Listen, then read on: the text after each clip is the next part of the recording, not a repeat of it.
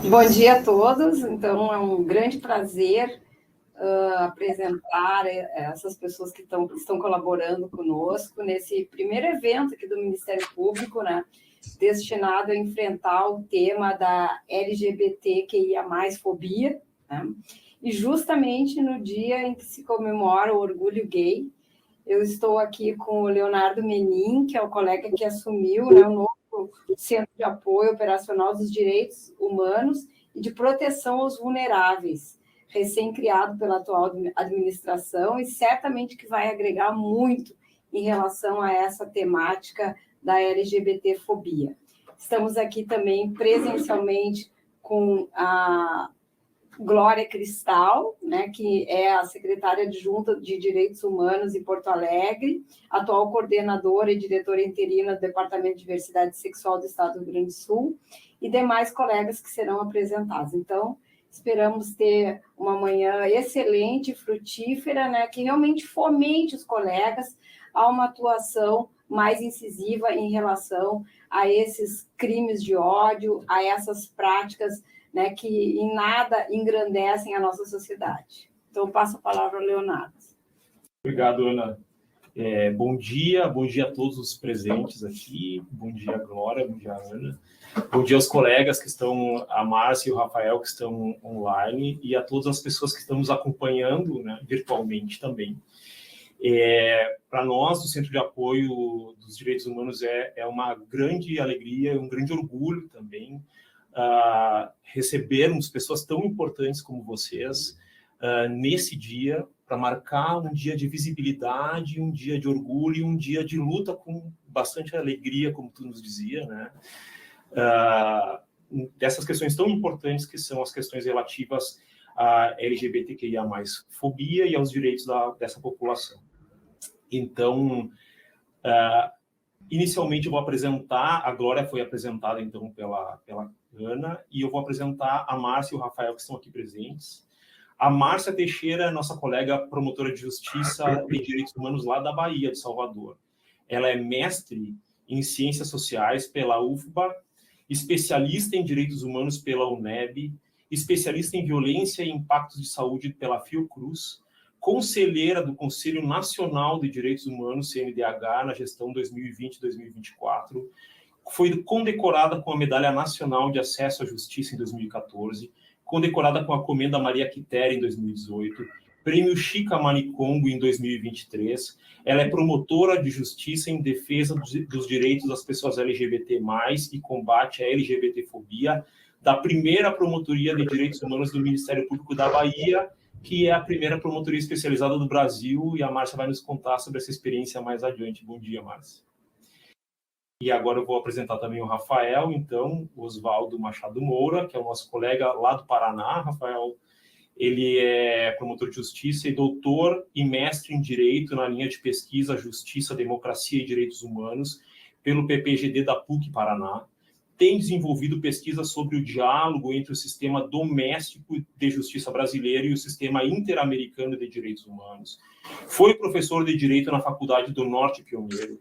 Participou por 4 meses de estágio e curso prático de Direitos Humanos na Comissão Interamericana de Direitos Humanos em Washington, nos Estados Unidos, no ano de 2017. Ele é promotor de justiça do Ministério Público do Paraná, coordenador do Núcleo de Proteção dos Direitos da População LGBT, do Programa de Localização e Identificação das Pessoas Desaparecidas do MP Paraná e dos eixos migrantes, refugiados e apátridas, política agrária e indígena, todos do Centro de Apoio Operacional das Promotorias de Justiça e de Proteção dos Direitos Humanos do MP Paraná. Ele é membro colaborador da Comissão de Direitos Fundamentais do Conselho Nacional do Ministério Público e do Núcleo de Promoção da Igualdade Étnico-Racial do Ministério Público do Paraná. É integrante do Conselho Permanente dos Direitos Humanos do Estado do Paraná, COPED, e da Comissão Estadual de Mediação e Conflitos Fundiários. É coordenador do Grupo de Pesquisa em Direitos Humanos do Ministério Público do Paraná e vai nos contar aqui especialmente sobre a experiência do Ministério Público do Paraná sobre a questão, no trabalho do Núcleo de Proteção de Direitos da População LGBT, né, Rafael? Então, bom dia a todos novamente. Para nós do Ministério Público é muito importante ouvir os colegas do Paraná e da Bahia em relação às experiências que têm na defesa dos direitos da população LGBTQIA+. Também é muito importante ouvir a Glória, que vai nos trazer a experiência de atuação no estado do Rio Grande do Sul, também as experiências pessoais, que nós conversávamos previamente, que são super enriquecedoras para a nossa atuação. E eu elaborei algumas breves perguntas, assim, especialmente em relação aos colegas, que podem orientar assim, as dúvidas e as questões que nós temos enquanto Ministério Público para aperfeiçoar, enfim, para engrandecer o nosso debate. Então, sobre as promotorias, núcleos e departamentos, a ideia é saber assim, como que essa promotoria ou esse núcleo, o departamento está situado na estrutura organizacional do Ministério Público, do Estado, qual é a atribuição, como é a estrutura interna, desde quando existe, em que contexto foi criada, qual é o volume de trabalho enfrentado, qual a complexidade, se existe uma demanda reprimida, qual a importância em termos de efetivação das funções institucionais do Ministério Público e na garantia dos direitos da população LGBTQIA+, qual a resposta da sociedade civil, qual a importância em termos de protagonismo institucional, em que medida atende às obrigações do Estado brasileiro em face de tratados e convenções internacionais, e sobre a experiência em casos de relevo, casos importantes de repercussão na atuação de cada um de vocês. As perguntas são orientativas, na verdade, elas são muito genéricas, e a gente quer ouvir a experiência de vocês, a gente quer saber o que vocês têm a contribuir com a experiência do Ministério Público do Rio Grande do Sul, como nós podemos avançar em relação a essas questões. Então, a gente vai começar ouvindo a Glória, que vai nos contar sobre o trabalho dela, então, no Departamento Estadual. Então, bom dia a todas as pessoas. Primeiramente, muito obrigada pelo convite. Eu sou atuante no movimento LGBTQIA+, há mais de 40 anos. E fui a primeira travesti a assumir um cargo no município de Porto Alegre, primeira travesti a assumir um cargo no Brasil de relevância, porque não se falava de política pública para essa população. Todos nós sabemos, né, que o Brasil é o país que mais mata LGBT no mundo. A expectativa de vida de uma travesti era de 35 anos. Baixou para 27 anos, e esta população é preta e está na periferia. Isso são dados, né, que nós temos de movimento social. Então, a gente procura fazer uma política pública de inclusão. A gente procura trabalhar exatamente isso que nós estamos fazendo aqui, uma rede de proteção para que a gente possa trabalhar essas políticas. Eu agora estou no governo do Estado como coordenadora da pasta da diversidade sexual e combate à intolerância. No momento, diretora interina, porque o diretor ele está licenciado. Então, o departamento existe desde a gestão passada, era uma coordenadoria, foi transformada num departamento. Nós temos lá um sociólogo, temos uma outra mulher trans, temos mais dois servidores de carreira, e a gente busca as demandas, né?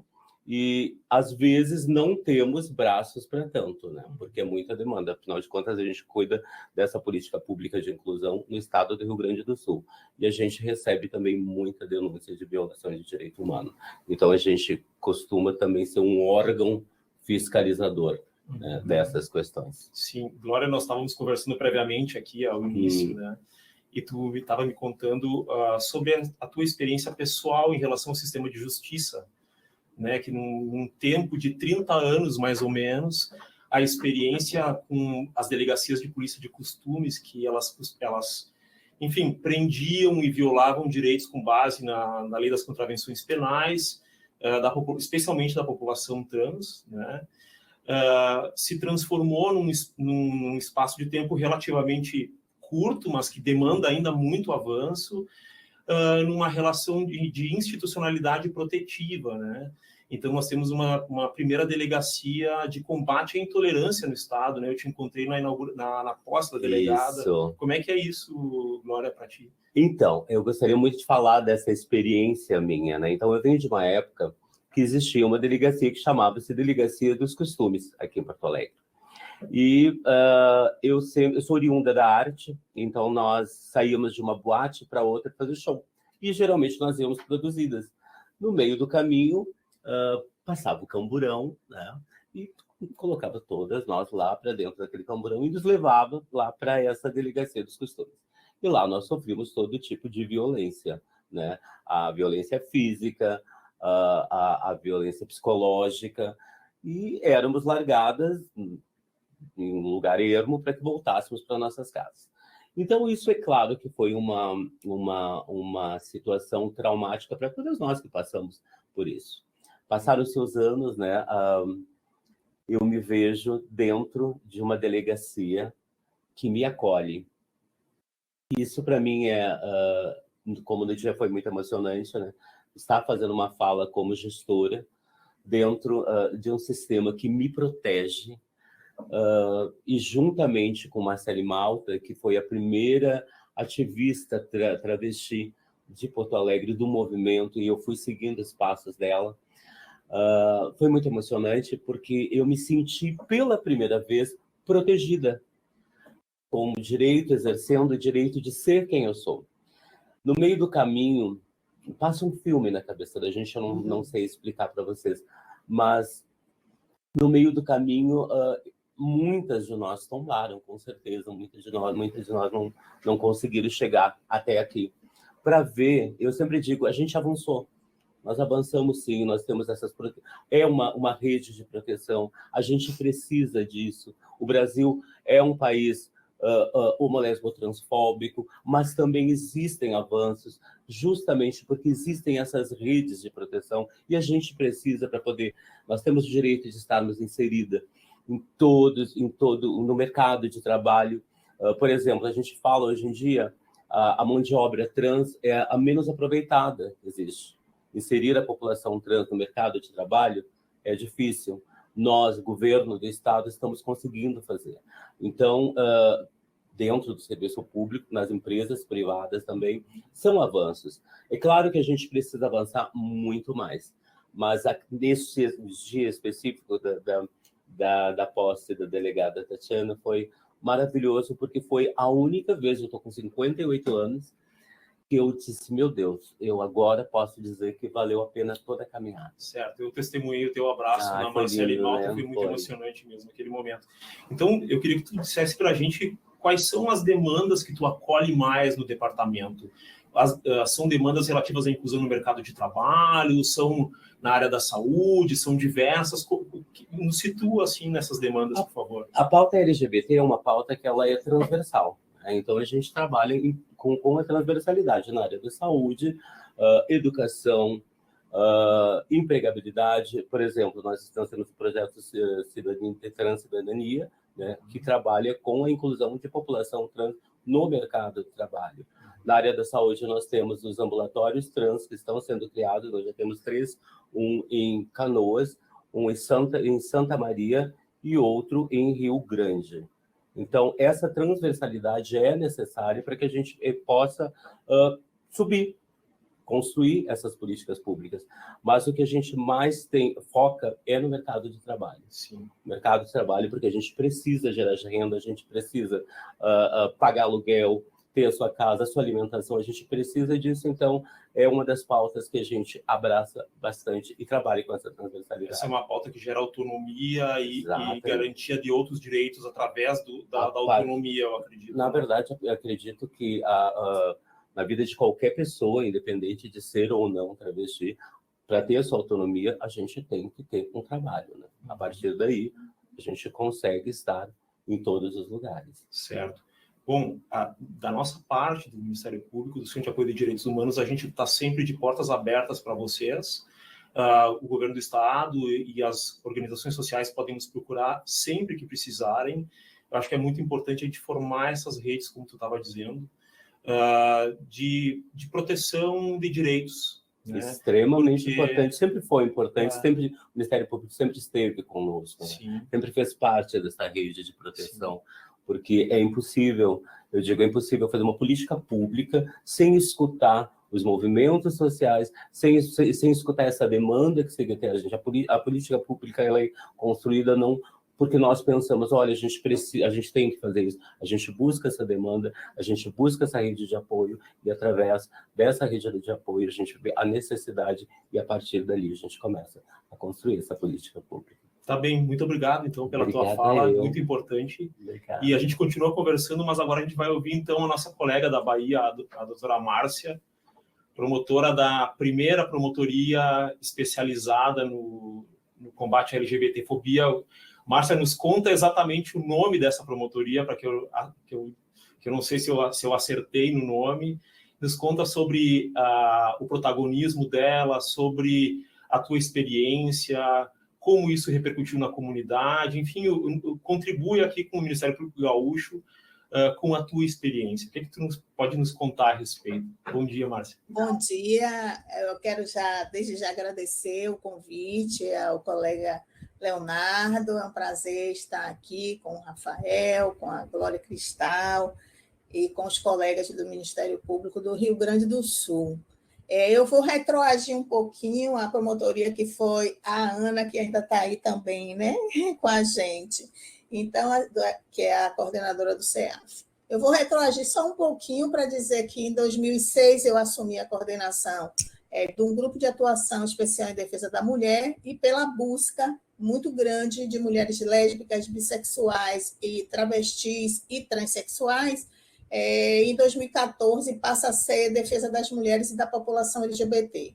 Ali, eu comecei a observar a necessidade de ter um promotor, uma promotora de justiça para atuar naquele setor diante das demandas que começaram a ser apresentadas para a gente. Né? E nossa aproximação, a gente tinha um projeto, a Academia vai ao Ministério Público, movimentos sociais vai ao Ministério Público, enfim.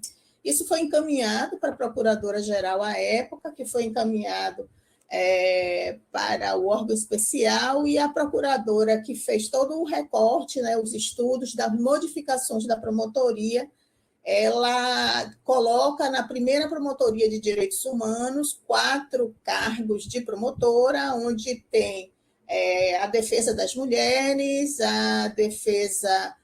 o combate ao racismo e à intolerância religiosa, a parte relacionada à população em situação de rua e outros grupos vulnerabilizados, e a promotoria, eu sou a 4ª promotora de Justiça de Direitos Humanos, com atribuição na defesa dos direitos da população LGBTQIAPN+, e o combate à LGBTfobia. Né?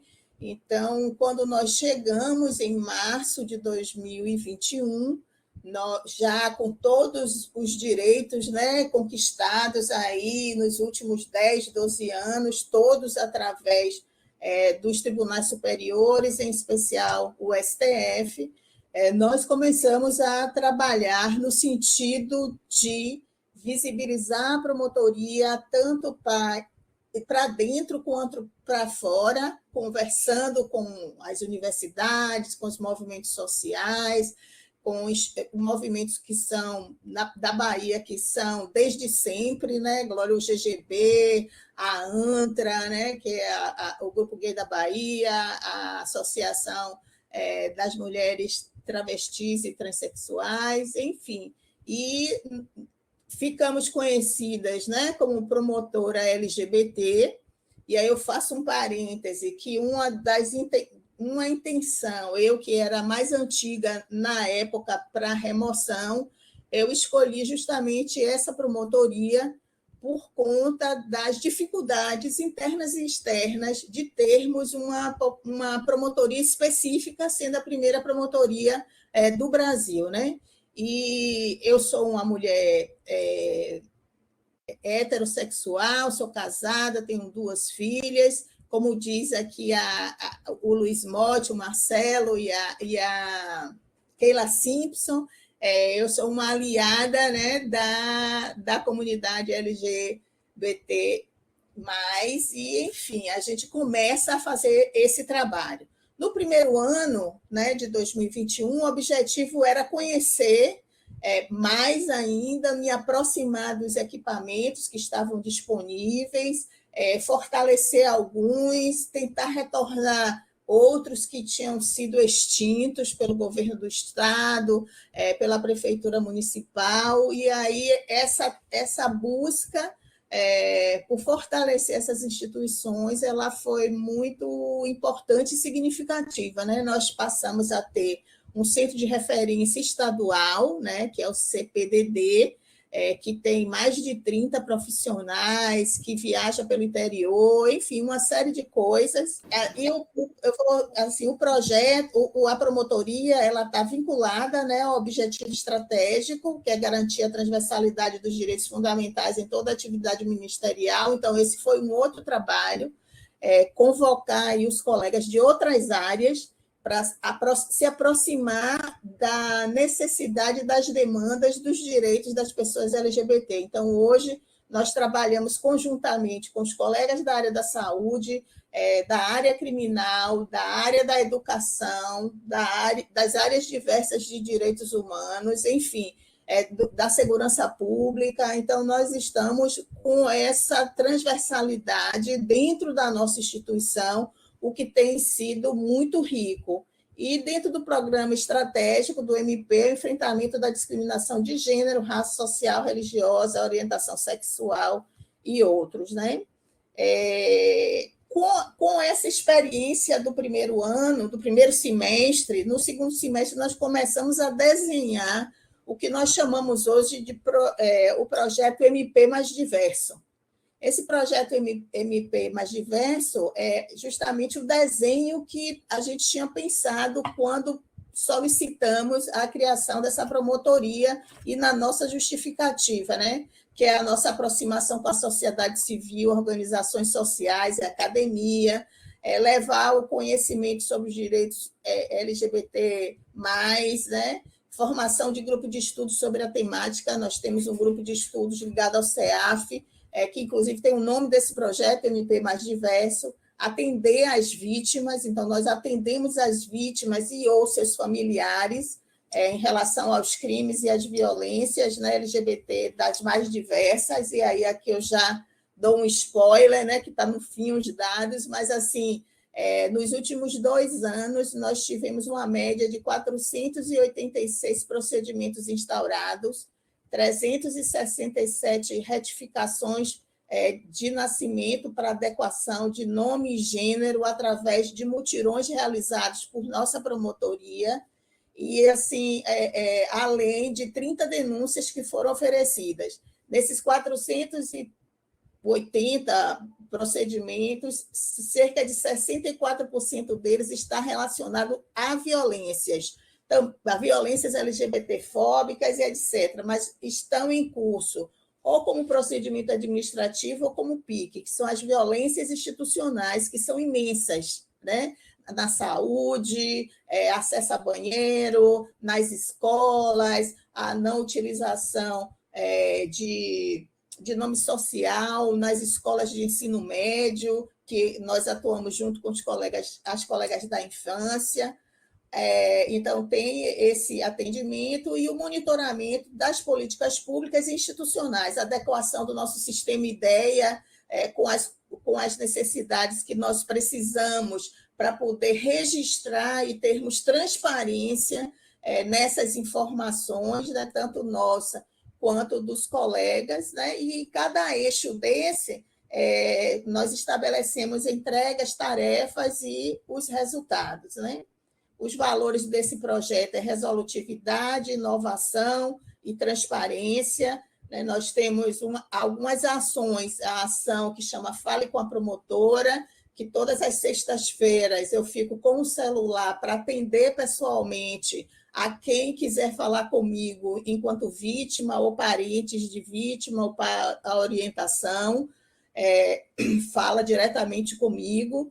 Temos também uma ação que chama InfoLGBT, que é um momento que uma vez por mês, né, tirando aí os janeiro, dezembro e julho, que são as férias forenses, ou muitas pessoas estão mais afastadas, e nós também fazemos apresentando os equipamentos, principalmente para os promotores de justiça, assessores e servidores, né? O que cada equipamento faz, o que cada equipamento pode ajudar o colega do interior, porque o colega do interior tem múltiplas atribuições, então a gente precisa colaborar com os colegas para dar conta disso. A proatividade e a cooperação.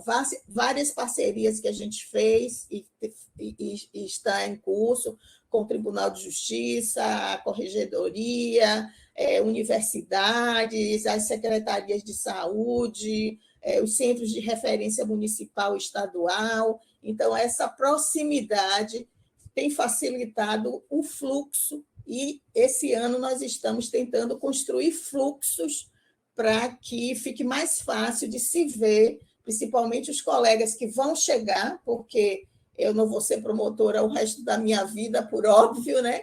Então, para que fique isso de uma forma institucionalizada. Por isso, a importância da promotoria ter sido criada, porque para ela deixar de ser criada, precisa passar pelo órgão especial, não é por determinação dos procuradores gerais que venham a assumir, que não tenham essa proximidade com a temática e nem tenham interesse, né? Então, está lá criada e não tem essa possibilidade, né? Então, a gente tem uma ampliação do atendimento ao público, né? Nós fazemos mutirões de retificação de nome e gênero, nós já fizemos 6. É importante registrar que esses mutirões eles nos apresentam a realidade, sobretudo das pessoas transexuais, travestis e não binárias, e um desses mutirões, que foi o segundo, nós verificamos que as pessoas não binárias elas não podiam fazer a retificação para colocar no seu registro não binárias. Nós e a Defensoria Pública fizemos gestões junto à nossa corregedoria, salvo engano, a primeira formalização pela Corregedoria de Tribunal, acho que foi no Rio Grande do Sul, né, que nós pegamos essa normativa e trouxemos para cá, e o nosso corregedor, doutor José Rotandano, ele levou e, assim, em menos de 40 dias já estávamos fazendo um mutirão para atender as pessoas não binárias, né? E uma outra coisa muito importante é justamente o diagnóstico da rede. Então, aqui eu já falei um pouquinho, nós criamos esse grupo de estudos em 2022, mas começou a funcionar em 2023, porque teve edital, publicação, escolha.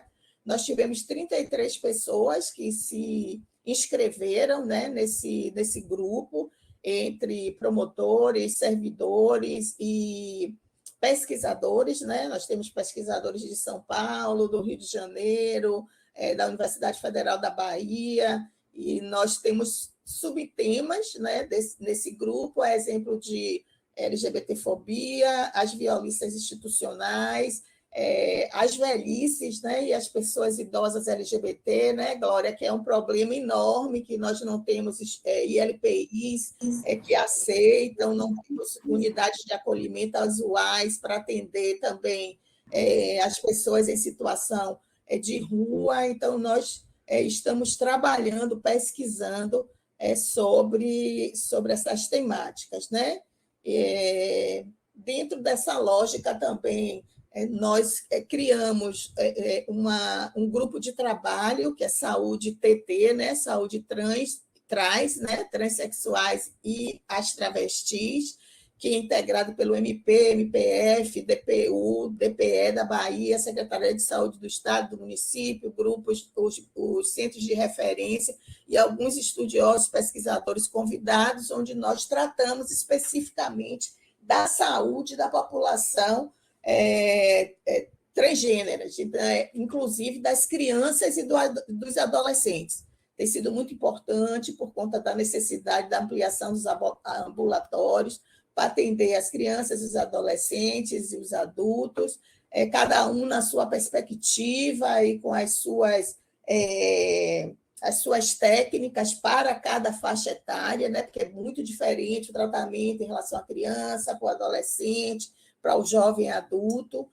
Também faço parte do Fórum do Aborto Legal, onde nós tratamos sobre os estupros, né? Os estupros corretivos ou estupros contra homens trans, que terminam por ficarem grávidos por conta do estupro, e tem toda uma demanda. A gente fez um fluxo aqui com a maternidade que passou a ser referência, tudo isso fruto dessa rede, né, de promoção, de enfrentamento e de organização aí das necessidades dessa comunidade, né, dessa população.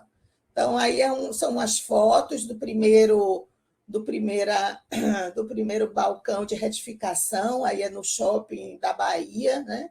Nós ficamos uma semana no shopping, circulavam dezenas, centenas de pessoas, tinham palestras, roda de conversa, e fizemos bastante retificações.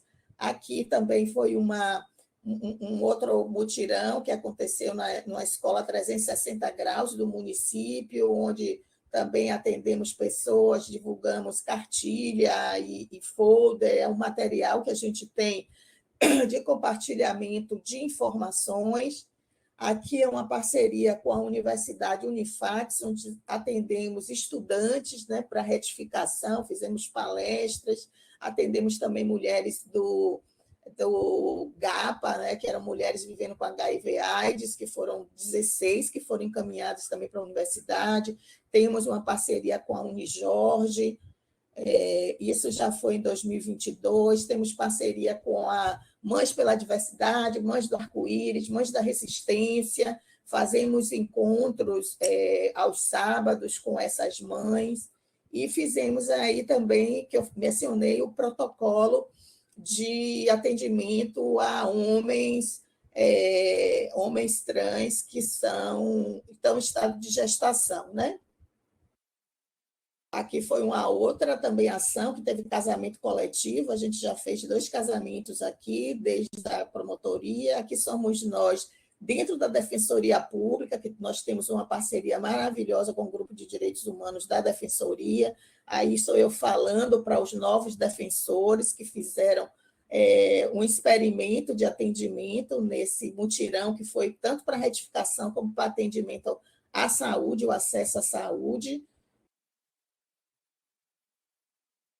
Mutirões, a gente está fazendo uma pesquisa que é um resultado parcial ainda do quantitativo, né? 74,4% das mulheres, das pessoas que buscaram essa retificação são mulheres trans, e 25,6% são homens trans. 96,2% dos respondentes narraram ter sofrido violências desde a infância, né? 72,25% se autodeclaram negros, né, pretos ou pardos, e 21,1% são brancos. 76% ganham até um salário mínimo, e 19,5% de 1 a 2 salários. 74,4% não têm emprego formal, embora 58% dessas pessoas tenham ensino médio concluído, ensino superior incompleto e ensino superior completo, porque aqui na Bahia nós temos cotas para pessoas trans e trais, né, das pessoas TT, na Universidade Federal da Bahia e na Universidade Estadual de Salvador. Nós temos um procedimento, junto com a colega e amiga Lívia Vaz, para incluir também em todas as universidades estaduais vagas para ingresso de pessoas transexuais e travestis. Então, desculpe, 64,7% foi vítima desde a infância, e 96,2%, quase o universo inteiro, né, sofreu algum tipo de violência. A gente está analisando ainda todos os dados, que foram dos 367, 158 responderam, e nós só trabalhamos com 133 por enquanto. Então, aqui são algumas fotos do Fale com a Promotora, já estou encerrando. Aqui é um trabalho que a gente faz também, mulheres transexuais e travestis no sistema prisional. Aqui é o colega Edmundo Reis, que é dessa área de execução penal, o InfoLGBT. Aqui é a nossa área, né, de espaço. Nós temos uma sala de aula, aqui é a sala da promotoria, no mesmo corredor tem Lívia, Grace e Sara Gama, E aqui é a equipe que trabalha com a gente, entre estagiários, promotor, servidores, enfim. E aqui são os dados, né, que eu falei para vocês antes, são 489 procedimentos instaurados, 6 mutirões de retificação, de adequação de registro e também da área da saúde, 372 retificações, 39 palestras, lives, seminários, webinar, 21 inquéritos policiais recebidos, 8 denúncias oferecidas, mas já tem um número maior, que a gente fez o levantamento, o projeto, que é esse que eu estou apresentando, que a promotoria termina que leva esse grande projeto, e a criação do grupo de estudos. Esses aí são meus contatos. Não sei se eu falei mais de 10 minutos, procurei falar... E eu queria só um minutinho para dizer qual foi além das violências, né, que a gente vive, que todo mundo tem conhecimento, mas foi um trabalho relacionado aos homens gestantes, né? A dificuldade que os homens gestantes têm em ser respeitados nas maternidades, né? Então, foi uma vitória muito grande a gente conseguir maternidades de referência para atender aos homens trans, não só os homens trans em situação de gestação, mas os homens trans vítimas de estupros que resultaram em gravidez e que eles precisam realizar o aborto legal, onde eles não estavam sendo orientados ou maltratados nas maternidades de um modo geral. Então, hoje a gente tem uma maternidade que é a maternidade Climério de Oliveira, que é vinculada à Universidade Federal da Bahia, e que atende todos esses casais, né, transgêneros ou cisgênero com transgênero, e eles têm um atendimento bastante acolhedor, muito humano. Nós fazemos visitas cotidianas com a nossa equipe técnica, assistente social, psicólogo, para fazer esse trabalho junto às maternidades. E nós já tivemos aqui também algumas dificuldades por conta, Leonardo, Rafael, Ana, Glória, que está numa situação agora de secretaria, né? Que é importante a gente mover o Ministério da Saúde para desgentrificar os formulários, né, e os lançamentos das informações para o Ministério da Saúde, pela dificuldade, por exemplo, do acesso do homem trans à ginecologia, ao parto, às mulheres trans ao urologista e uma série de outras profissionais de saúde, porque o Ministério da Saúde ainda tem um sistema antigo e nós temos notícias, né, pelas secretarias, através dos nossos grupos, da glosa, de um grande número de atendimentos por ter essa obrigação de colocar o sexo, e esse sexo impede que muitas pessoas sejam atendidas no serviço de saúde. Márcia, muito obrigado pela tua contribuição. Com certeza o teu trabalho é não só pioneiro, mas exemplar para todos os ministérios públicos do Brasil. Tu está trilhando certamente um caminho que vai ser reproduzido por muitos colegas, então é um trabalho fundamental. Meus parabéns pela tua atuação. A gente observa que o teu trabalho, além de ser um trabalho de execução, ele é o que equivale a um centro de apoio, né, dos colegas, especialmente no teu trabalho de indução de políticas públicas, de transversalidade com os organismos da sociedade civil para, enfim, para captação, inclusive, de demandas, porque os números que tu apresentaste são enormes, né? Quase 500 expedientes, mas, com certeza, em face da invisibilidade da população LGBTQIA+, por falta de reconhecimento e por falta de representatividade institucional, né, nas instituições de Estado, essa demanda certamente existe uma demanda reprimida. Então, se hoje nós temos uma promotora especializada aí, com o teu trabalho, talvez tenhamos que ter mais, né? E Por um lado, que pena que existe essa demanda de falta de acesso a direitos e de violação de direitos, mas que bom que há uma institucionalidade presente e atuante como atua. Então, meus parabéns e muito obrigado por compartilhar a tua experiência conosco. Então, agora a gente vai ouvir o Rafael, que tem muita coisa também para nos contar sobre o núcleo lá do Paraná. E, Rafael, eu sei que tem esses estudos ali, eu já ouvi algumas falas tuas, elas são muito, muito importantes, assim, eu fiquei muito impressionado com a questão, com o teu conhecimento sobre a questão das convenções internacionais, do controle de convencionalidade, de como das obrigações do Estado brasileiro, de toda a tua atuação nessa área. Então, fica à vontade, Rafael, para nos contar a tua experiência no núcleo, como funciona, como é a atuação no Paraná, enfim, por favor, traz a tua experiência para a gente. Então, né, bom dia a todas as pessoas aqui presentes, né, virtualmente, a todas as pessoas que nos assistem. É uma satisfação enorme, uma alegria gigante me unir aos e às colegas do Ministério Público do Rio Grande do Sul. Eu disse que eu me sinto virtualmente, de alguma maneira, em casa. Eu sou gaúcho, nascido em Santo Ângelo, então fiquei muito feliz quando recebi o convite. Né, cumprimento a todas as pessoas, nas pessoas dos 12 das integrantes da banca, doutora Ana Maria Moreira, doutora Glória, doutor Leonardo, né, a quem agradeço pela introdução, né, elogiosa e exagerada, porque a minha fala não é lá tão interessante, não. Certamente a fala da doutora Márcia, a quem eu cumprimento, foi muitíssimo mais rica, mais interessante. Ela é a personificação, acho, da promotora, da procuradora de justiça ideal aí na área antidiscriminatória, na área de inclusão da população LGBTI+, é o controle de convencionalidade com pernas, né, em atuação em nome do Ministério Público Brasileiro.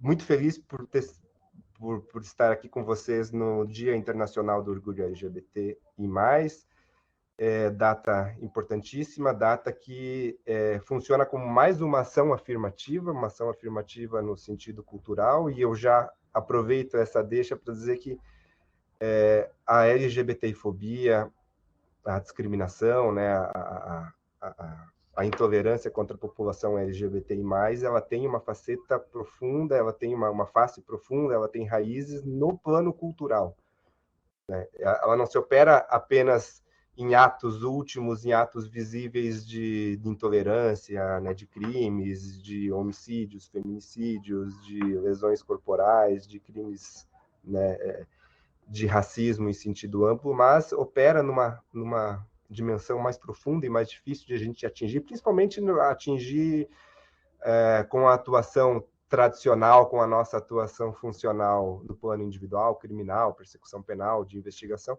que é o plano da cultura, o plano que habita mentes e corações e que faz com que a gente crie estereótipos, que a gente crie os preconceitos, que a gente crie falsas percepções da realidade, né, que movem o nosso inconsciente, que a gente obviamente não considera, e que faz toda a diferença nas entrelinhas. Faz com que a gente tenha uma atuação de um jeito para uma determinada pessoa, para um determinado público, para o grupo social cisgênero e heterossexual, e tenha uma outra atuação completamente distinta para outro grupo.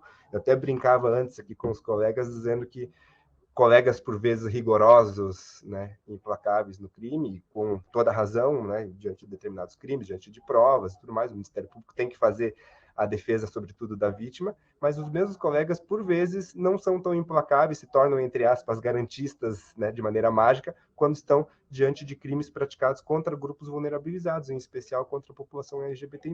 Aí é um negócio, assim, que me choca e me chama a atenção, o duplo estándar. E isso ocorre por conta do plano cultural, que não deve ser desconsiderado pelo Ministério Público, tanto nas suas ações diretas, nas suas ações individuais, como também na sua atividade fim, principalmente em relação à indução de políticas públicas antidiscriminatórias, políticas públicas pela diversidade, políticas públicas, né, pela inclusão.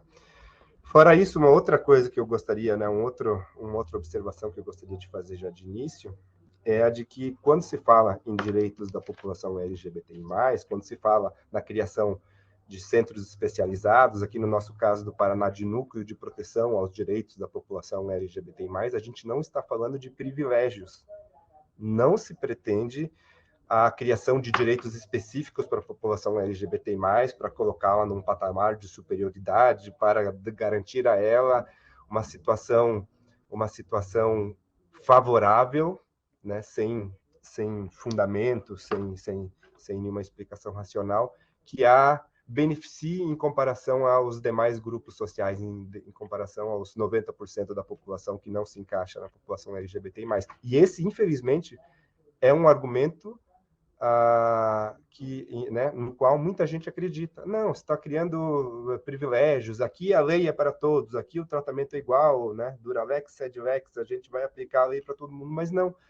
O que se quer, na verdade, é que os mesmos direitos que já estão garantidos, que já são, né, ofertados no dia a dia à população cisgênera, ou seja, a população que não é transexual, ou a população heterossexual, a população que não se encaixa, né, nas letrinhas das mulheres lésbicas, homens gays, intersexuais, né, queers, que esses direitos sejam garantidos à população LGBT+. Então, na verdade, o que a gente está pedindo é que parem de matar essas pessoas. O que a gente está pedindo aqui é o direito à integridade física dela seja respeitado, que o direito à honra, que o direito à privacidade, que o direito a não ser, né, a não ser ofendido, a não ser tratado como cidadão de segunda categoria, o direito ao trabalho, o direito à escola, o direito a ter acesso a políticas públicas, que tudo isso, o direito ao esporte, esses direitos elementares que o direito ao banheiro, você imagina o que é isso? O direito a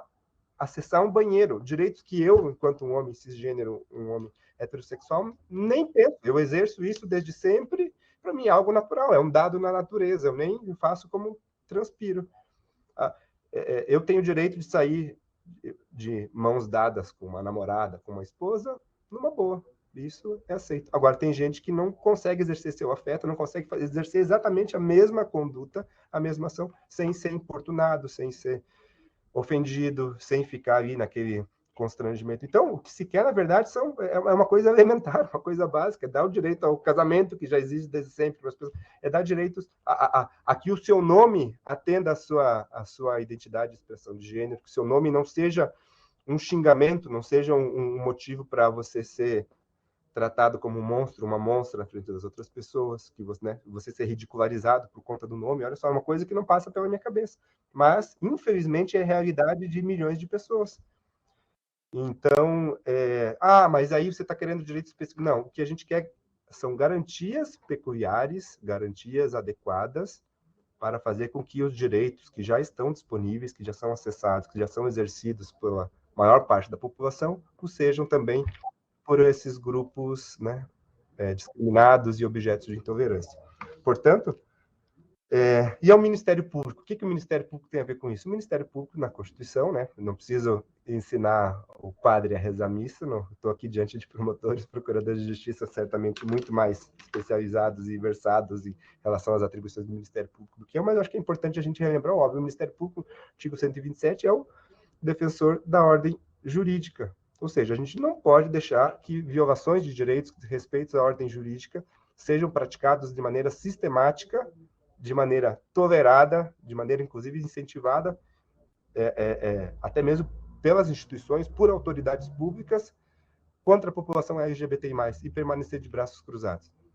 É a função do 127. A defesa dos direitos sociais, os grupos, né, no sentido social, racialmente identificados, os grupos vulnerabilizados né, possuem direitos sociais em sentido amplo, e os direitos individuais indisponíveis. Esses direitos que eu citei aí, cuja a violação acontece cotidianamente contra a população LGBTI, são direitos individuais, né, indisponíveis. E veja, olha que interessante, quando a gente fala dos direitos da população LGBTI+, em grande medida a gente fala de direitos, para usar as classificações dos direitos humanos, em direitos de primeira dimensão.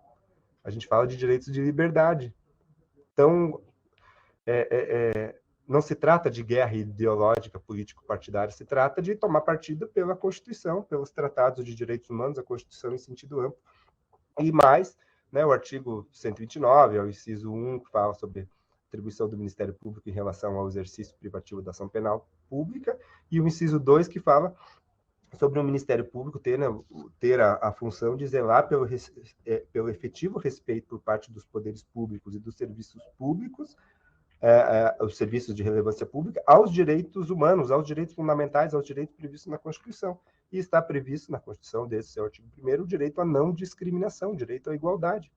E a igualdade não se garante, obviamente, apenas na teoria, se garante na prática. De nada adianta a igualdade em relação aos direitos, se na prática, diante de tudo isso que eu já narrei para vocês, existe mundos completamente e abssalmente diferentes, mundos, né, paralelos para determinadas populações. A população transexual tem expectativa de vida, segundo algumas pesquisas, de 32 anos e outras de 35. A gente está diante de um genocídio.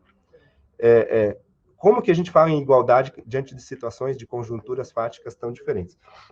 Por isso, é necessário o Ministério Público, né, ser esse indutor de políticas públicas e o fiscal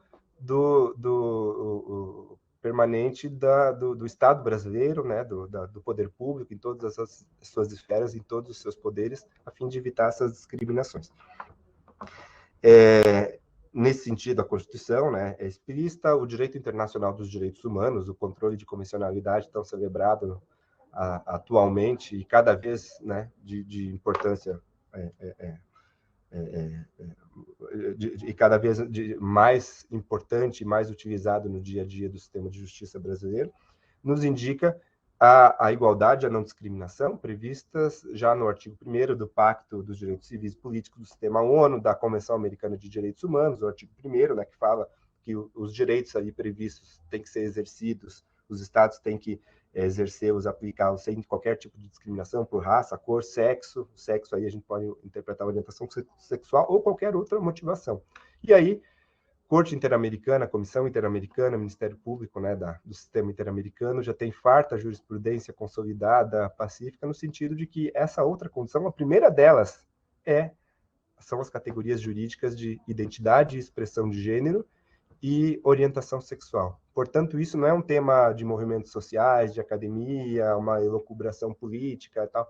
São temas, conceitos eminentemente jurídicos, conceitos jurídicos consagrados, não só pelo STF, né, em reiteradas decisões, e eu cito aqui a DO 26, que eu acho que todo promotor, toda promotora de justiça tem que conhecer de maneira aprofundada, né, que reconheceu o conceito de racismo social, fez jus na verdade, foi coerente com a própria jurisprudência do STF. Não legislou, não criminalizou por analogia, não. E raça não é um conceito biológico, não existe raça biologicamente falando, existe raça no conceito social. Tanto é que o antissemitismo, o preconceito, a intolerância contra judeus, e sempre foi, né, nunca houve grandes questionamentos, o caso, inclusive, do Rio Grande do Sul, né, precedente do Rio Grande do Sul, sempre foi considerado racismo. Existem judeus loiros, existem judeus negros, e todos são judeus, e é reconhecido racismo. Ora, se é assim, né, pelos mesmos argumentos, contra um grupo histórico, social e antropologicamente discriminado, como é a população LGBTI+, um grupo que foi alvo da ação nazista, um grupo, né, que sofre todo tipo de intolerância, todas as pesquisas aí sociológicas indicam esse estado de coisas, esse grupo também sofre as mesmas mazelas, né, alvo do mesmo conjunto de atos, né, de perversidade, de intolerância, e os judeus, por exemplo, e, portanto, faz sentido total a aplicação da lei antirracista, da lei 7.716, injúria racial e os crimes específicos de racismo para a proteção da população LGBTI+. Fora isso, né, eu cito o parecer consultivo número 24 de 2017 da Corte Interamericana de Direitos Humanos, que trabalhou todos esses temas e, né, bateu o martelo em relação à orientação sexual, identidade e expressão de gênero, conceitos, estándares que têm que ser observados pelo Ministério Público. Sobretudo, conversava com o Dr. Leonardo diante da recomendação 96, da recente recomendação do CNMP, que, né, orienta os e as colegas a aplicarem o sistema interamericano no dia a dia, a jurisprudência da Corte Interamericana. Cito um caso, eu sei que eu não tenho muito tempo, já tenho que concluir algo mais, mas cito o caso Vicky Hernandes versus Honduras, um caso que levou à condenação do Estado hondurenho por um feminicídio e por diversos atos de intolerância contra uma mulher transexual. E os casos julgados, mesmo em relação pela Corte Interamericana de Direitos Humanos, mesmo em relação a outros estados, eles devem ser aplicados em suas razões de decidir, no que for compatível, pelas autoridades brasileiras, a fim de evitar novas condenações do Estado brasileiro, para prevenir que nós, promotores de justiça, tenhamos a desonra de o nosso nome aparecer numa condenação futura da Corte Interamericana. Então, é importante que a gente exerça esse controle de convencionalidade, né, prévio, que a gente participe desse diálogo interamericano, evitando o que aconteceu nesse caso Vicky Hernandes. É importante dizer que tudo praticamente ali que foi narrado, foi reconhecido pela Corte Interamericana em relação ao Estado de Honduras, tudo, se a gente dizia a sentença ali para o português e riscar, trocar Honduras por Brasil, tudo se aplica. Discriminação estrutural, institucional, números alarmantes de violência, de estigmatização, expulsão escolar, violência por parte da polícia, do sistema de justiça, o racismo, a LGBTfobia repetida contra a vítima por parte de autoridades, a investigação feita com descaso, desconsideradas as motivações LGBTfóbicas, e por aí vai. Uma série se depois, se tiver tempo, até posso aprofundar. Então, esse caso é um paradigma para que a gente saiba o que foi feito de errado e o que devemos evitar nas nossas atuações. E, por último, o relatório sobre a situação dos direitos humanos contra o Brasil, o relatório sobre a situação dos direitos humanos do Brasil, emitido pela Comissão Interamericana, aí o Ministério Público do Sistema Interamericano, também traça um diagnóstico bem interessante sobre a situação dos direitos humanos no Brasil, e tem um capítulo destinado exclusivamente à população LGBTI e ao sistema de justiça, institucionalidade em direitos humanos, em que ali são traçados quais são os parâmetros que o sistema de justiça brasileiro tem que observar em relação aos grupos vulnerabilizados, em especial a população LGBTI, que é ter as ênfases corretas na atuação, ter núcleos, ter órgãos especializados que consigam identificar, dialogar com essas populações, se aproximar, gerar uma maior representatividade, reconhecer as suas peculiaridades, induzir políticas públicas e fazer o dever de casa de evitar, né, que tanto quanto possível e de maneira progressiva, que a LGBTI-fobia institucional, né, seja replicada.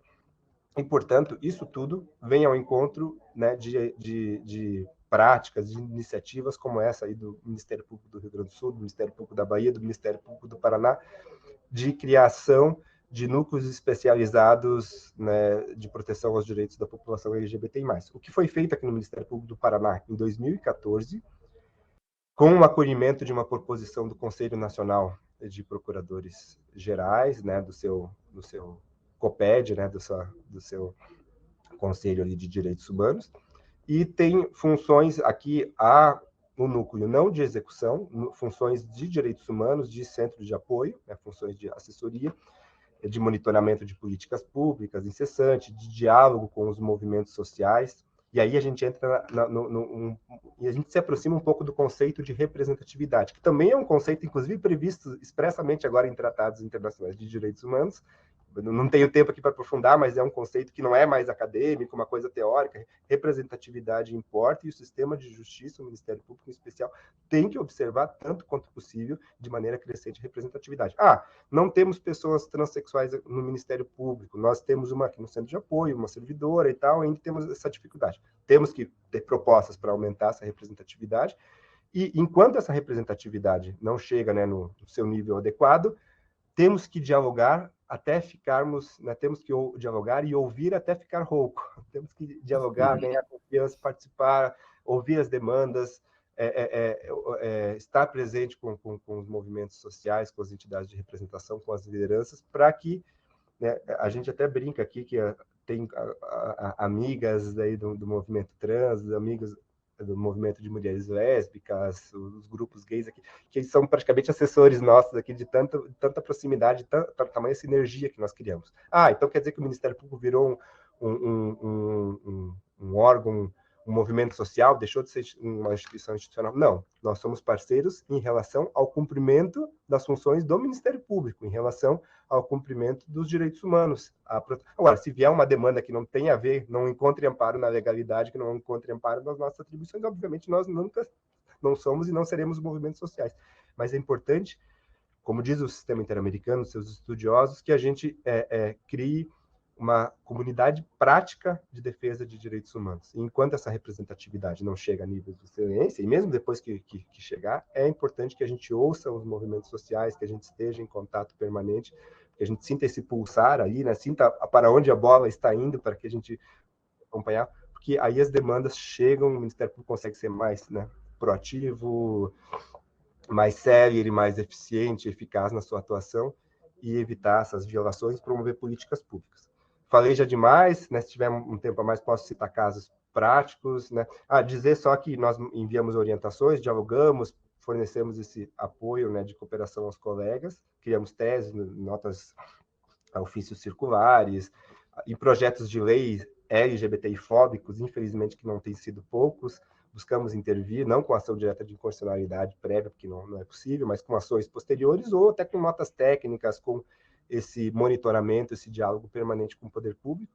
E, por fim, dizer que, a semelhança do que foi feito ali na Bahia, no MP da Bahia, nós, desde 2021, agora temos as atribuições criminais concentradas nas promotorias de direitos humanos, nas promotorias de execução, né, obviamente, de direitos humanos, o que tem gerado também um resultado bem proveitoso, tem conseguido ampliar o reconhecimento e a aproximação entre os grupos, né, vulnerabilizados, a população LGBTI+, e a promotora de justiça especializado, que consegue entender as peculiaridades e evitar a impunidade, né, tanto quanto possível nesses casos, e especializar a atuação do MP. Então, no primeiro semestre, aqui nós temos a Promotoria de Direitos Humanos, né, Promotoria Antidiscriminatória, que atua com racismo em sentido amplo, xenofobia, racismo em sentido estrito e LGBTfobia e outros crimes de ódio. E nos primeiros 6 meses a gente já teve uma atuação que gerou algo em torno de 60 denúncias criminais de questões de inquéritos e outros expedientes que estavam espalhados. Então a gente tem notado que esse é um avanço significativo e acho que é um caminho pelo qual, né, o Ministério Público brasileiro acho que pode seguir com certa segurança. Já falei demais, agradeço aí convite mais uma vez e fico à disposição para participar dos debates. Obrigado. Certo. Obrigado, Rafael. Muito, muito importante a tua participação e traz elementos fundamentais para o Ministério Público Gaúcho pensar na sua atuação. Tu certamente é um repositório aí de conhecimento e uma fonte muito importante para que a gente estabeleça parcerias institucionais, né? Nós somos todos... o Ministério Público é uno indivisível, nós somos colegas e da nossa parte, do Rio Grande do Sul, contar com o contato de vocês é muito importante. Eu acho que nós teríamos muitos assuntos, né? Poderíamos falar sobre o relatório de pesquisa de violência contra a população LGBTQIA+, do CNJ, né? Que tem proposições importantíssimas, né? De diagnóstico da situação institucional de enfrentamento da questão, né, que serviria de uma forma muito importante para a gente pensar na nossa atuação.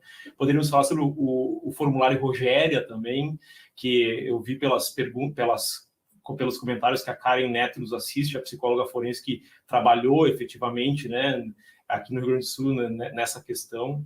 Então, assim, certamente a gente não esgotou o tema, né, mas, com certeza, a gente atingiu um objetivo que é unir os ministérios públicos sobre o tema, trocar experiências e, da nossa parte, aprender com vocês.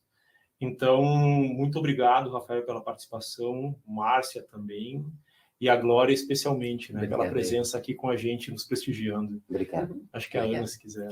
Sim, não, eu queria colocar toda a estrutura do CEAF, Leonardo, para fazer muitos outros eventos, porque é um tema que o Rio Grande do Sul visivelmente tem que trabalhar muito mais, né? O Ministério Público Gaúcho precisa correr atrás desse prejuízo, né? A gente vendo essas experiências riquíssimas aí da Bahia e do Paraná, causa, assim, uma inveja boa, né? Aquela inveja que nos faz ir para frente. Então, eu queria, de fato, colocar a nossa estrutura à disposição, podemos pensar até em modelos de oficinas de trabalho mais operacionais, né? Justamente para obter uma capilaridade maior, para que os colegas tenham materiais de apoio e tudo mais, tá? Então, foi uma honra. Muito obrigado pela generosidade de todos que aqui participaram virtualmente ou presencialmente. E agradecer a todos que estão nos assistindo, que outros eventos virão por aí, certamente. Obrigada.